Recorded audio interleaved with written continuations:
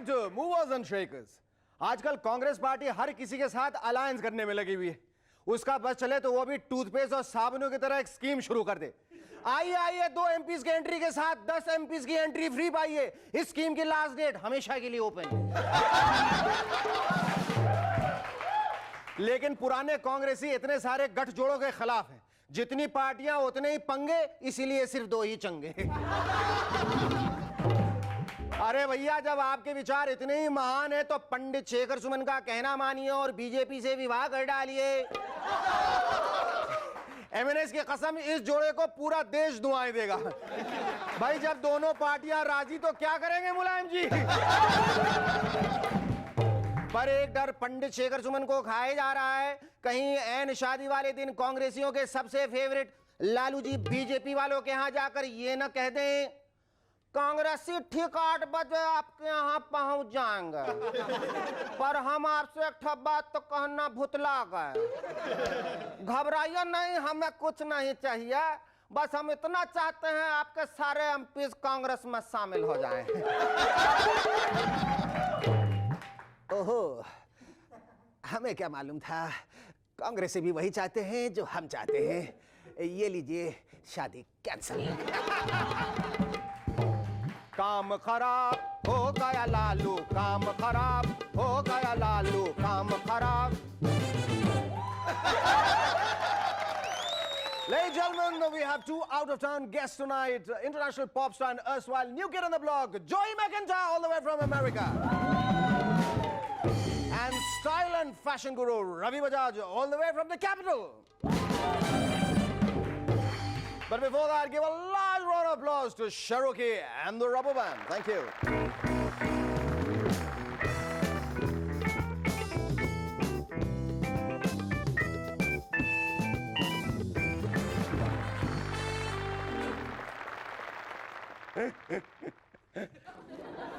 Hello, welcome back. आप देख रहे हैं मूवर्स एंड शेकर्स और मैं पढ़ रहा हूं आज का अखबार। वाजपेयी जी का कहना है, हम सिर्फ अमन चाहते हैं, लगातार लड़ते रहना हमारे स्वभाव में नहीं है। हाँ सर, सिर्फ लगातार इलेक्शन लड़ते रहना हमारे स्वभाव में है। क्यों?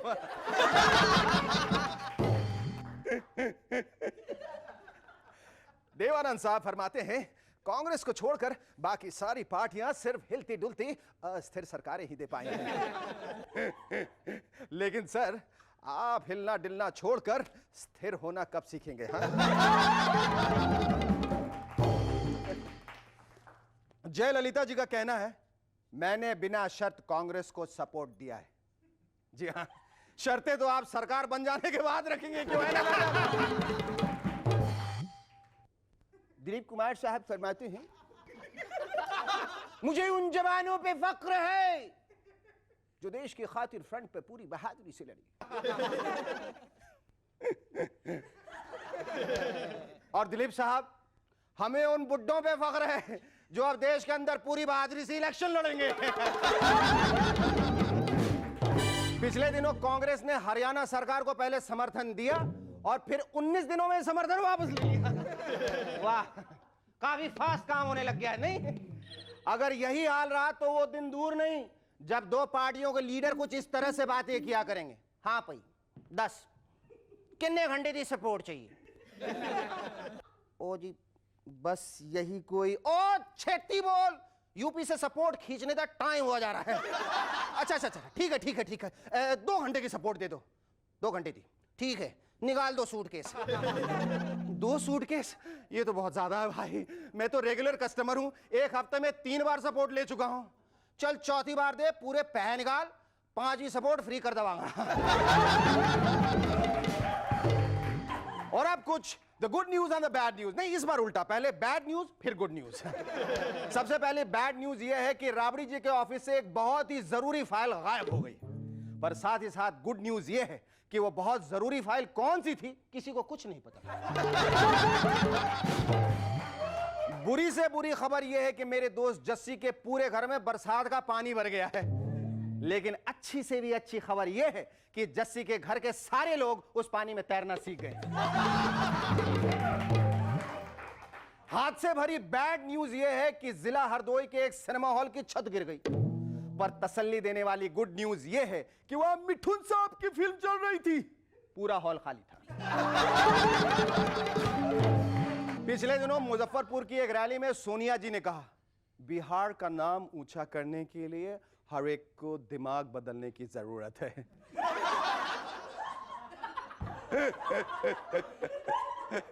कमाल है, भला बिहार का नाम ऊंचा करने के लिए कोई अपना दिमाग क्यों बदलेगा? ये कोई एक्सचेंज ऑफर तो है नहीं कि पटना के मिश्रा जी अपने पड़ोसी माथुर साहब से सिर्फ इसलिए दिमाग बदल ले क्योंकि बिहार का नाम ऊंचा करना है। और वैसे भी सोनिया जी, आपको क्या जरूरत पड़ी इतने दिमागी आइडियाज देने की? ये काम लालू जी पे छोड़िए ना। क्यों लालू जी, ठीक कहा ना? एकदम ठीक बोला शेखरवा। वैसे लालू जी, आपकी राय में बिहार का नाम किस तरह से ऊंचा हो सकता है? अरे बहुत आसान है। इंडिया के नक्शे में कश्मीर का नाम बिहार और बिहार का नाम कश्मीर कर दो, बिहार का नाम ऑटोमेटिक ऊंचा हो जाएगा।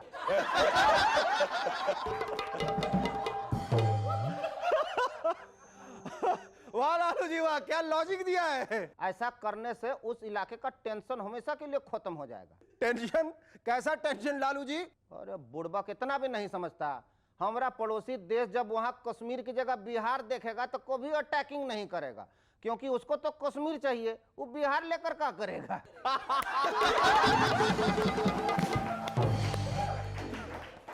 ओ धन्यवाद लालू जी, आज आपने एक तीर से दो निशाने मारे, आपका बहुत बहुत शुक्रिया। Our first guest on Movers and Shakers tonight is an international singing sensation. He's just hit the music charts with his sensational debut album, Stay the Same. Ladies and gentlemen, please welcome, all the way from America, Joey McIntyre.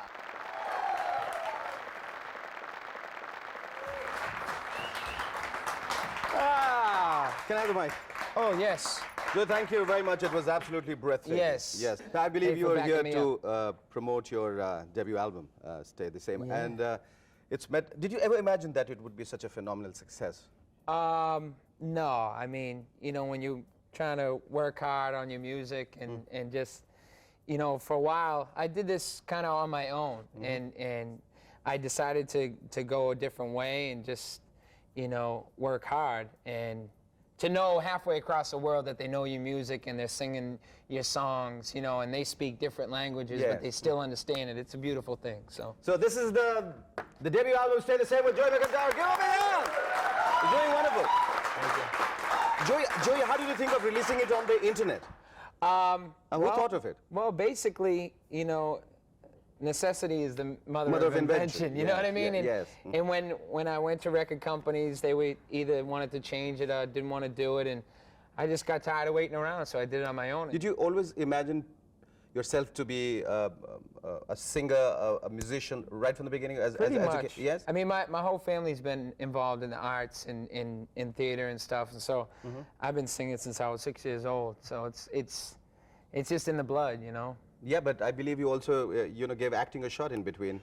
Yeah, I did. I mean, theater, musical theater is combines both. Yes. And acting is, you know, a part of who I am, but, you know. Oh, but yeah, well, why did you give it up? Well, why did you give up acting? I just wanna do music now. You trying to put me on the spot? Mm-hmm. You give me some Shakespeare, I'll have a little trouble, but anything after that, I'll be all right. Okay, Joey, we're going to take a short break, after which we'd like to know more about your album, all the other songs, and also your early days as part of the New Kids on the Block. Yeah, right? great. Stay with us. We'll be back in a moment to chat some more with Joey McIntyre. Yes.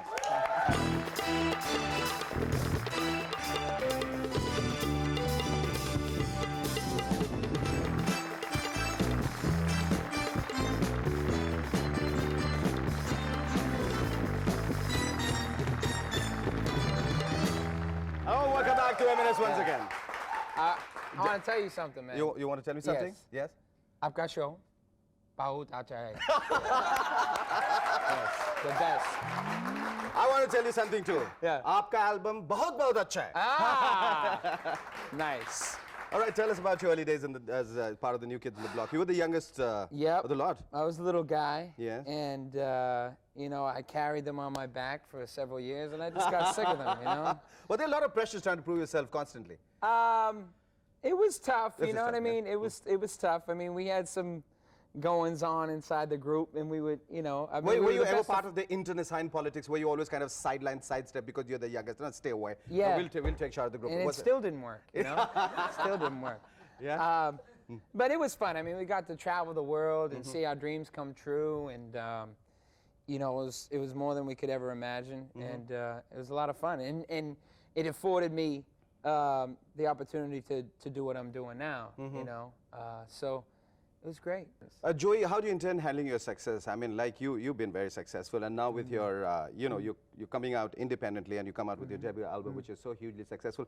You think beyond a point it becomes very difficult to contain that success? I mean, look at what's happening on the music scene. I mean, Mick Jagger just split with Jerry Hall, and the Morphine frontman has just died while performing, and Oh, yeah. Elton John He's has from just had a Boston, heart too. operation, and DMX rapper has just been arrested for drug charges. I mean, like, what do you say about that? I think I'm gonna retire. You just convinced me. Maybe I'll be a sidekick. You need a sidekick. I promise I won't talk too much and just laugh at all your jokes and stuff. Really? Okay, what is it like when you perform live? What is the excitement of performing live? Well, to me, it's when everything else goes away. I mean, it's fun to talk about things and take pictures and do interviews, but it's right in the moment, you know, and it's so electric to have that bond with the audience. It's nothing like it. So, and it's something I've always done, and I feel very comfortable on stage. So, it's cool, man. It's worth it. It's worth it. fun. It's fun. Okay, last but not least, tell me which is your favorite number in this album? I'd have to say Stay the Same. Stay the same. Yeah, it's got a good meaning and good message, and I'm proud of the fact that I wrote it, you know. Okay, thank you so much. Thank it was lovely you. talking to you. Due to prior commitments, unfortunately, Joey has to leave. So Joey here's wishing you all the best for your new album. Our second guest on M&S tonight is a designer who has been the menswear stalwart for the last decade in our country, totally in sync with the international fashion trends. Ladies and gentlemen, please welcome style and fashion guru, Ravi Bajaj.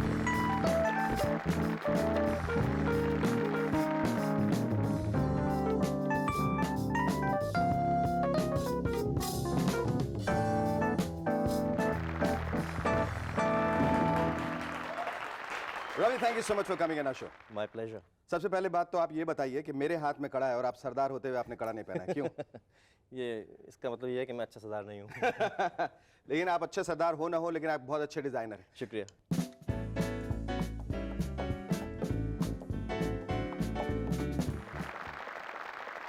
ये designer को पहले क्या कहा जाता था, लोग किस नाम से रेफर करते हैं, सब लोग जानते हैं। ये जो डिजाइनर का जो खिताब है, ये जो प्रसिद्धि पाई है, ये कहाँ, कब, क्यों, कैसे हो गए?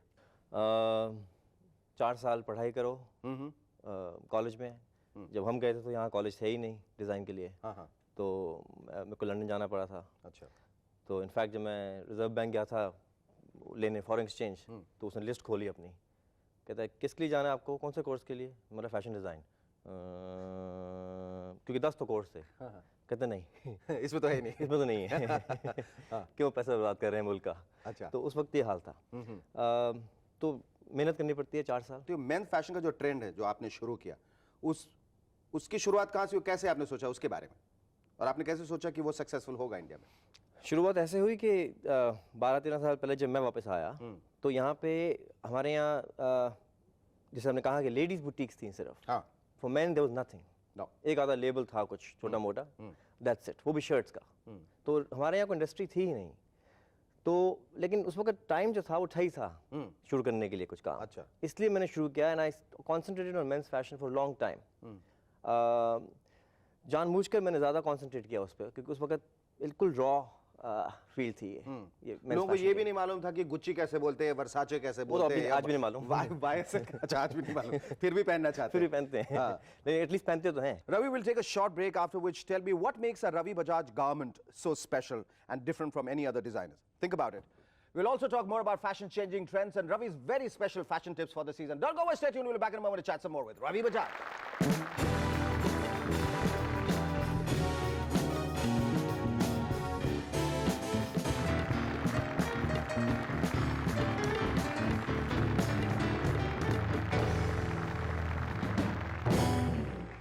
Welcome back to MNS once again. हाँ रवि, ये बताइए कि आपका जो कपड़ा होता है या आपके जो डिजाइन होते हैं वो दूसरे डिजाइनर से अलग कैसे होते हैं? क्या उसकी खासियत? देखिए ऐसा है, पहली बात तो ये है कि कमीज तो कमीज रहेगी ना। बिल्कुल। है उसमें ये तो है नहीं कि उसके कमीज कुर्ता के जैसे दिखे या कमीज पैंट के जैसे दिखे, पैंट के जैसे दिखे, तभी फर्क हो सकती है। तो ये जो फर्क, ये जो एक मिथ है लोगों का कि क्योंकि डिजाइनर है तो कुछ हट के होना चाहिए। जो फिल्मी है ना, ये हट के मेरे को समझ में नहीं आया आज तक। हट के नहीं क्या मतलब फैब्रिक का इस्तेमाल, बटन्स का इस्तेमाल, कट जो है, हर just little touches here and there. small details, Small lots details. of details Yes. put together. Yes.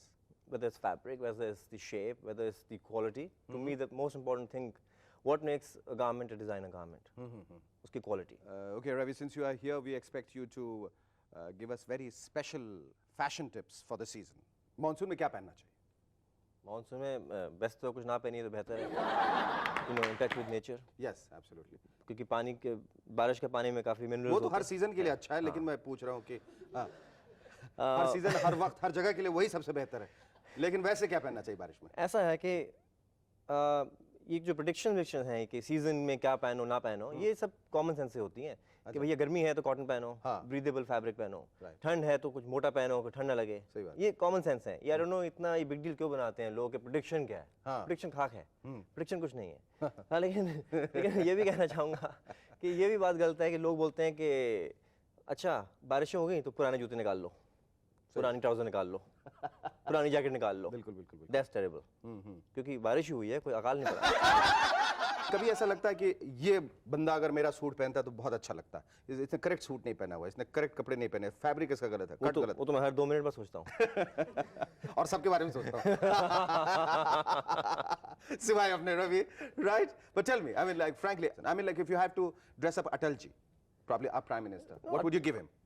Atal ji, I think, by the way, I love you, Atal ji. Huh? Yeah, thank you. But Atal ji, I think dresses very nicely, elegantly, very elegantly. Very for elegantly, his looks very nice. But if you had to give, you think he would look nice in a suit?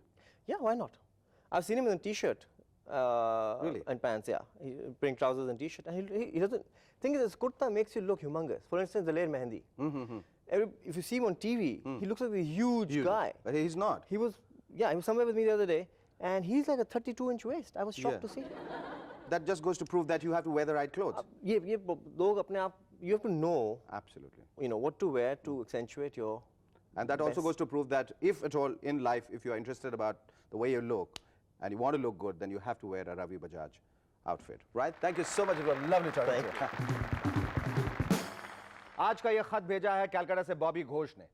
Fernandes साहब अपनी कंजूसी के लिए बहुत मशहूर हैं। वो अपने यहाँ कोई पार्टी वार्टी नहीं देते। पिछले दिनों हर फ्रंट पे मिली कामयाबी को देखकर उन्होंने अपने पीए से कहा, सोचता हूँ इस बार सबको आलीशान दावत दे ही डालूं। कितना पैसा लग जाएगा? इस पर पीए बोला, एक भी नहीं सर, क्योंकि सोचने का कोई पैसा थोड़ी लगता है।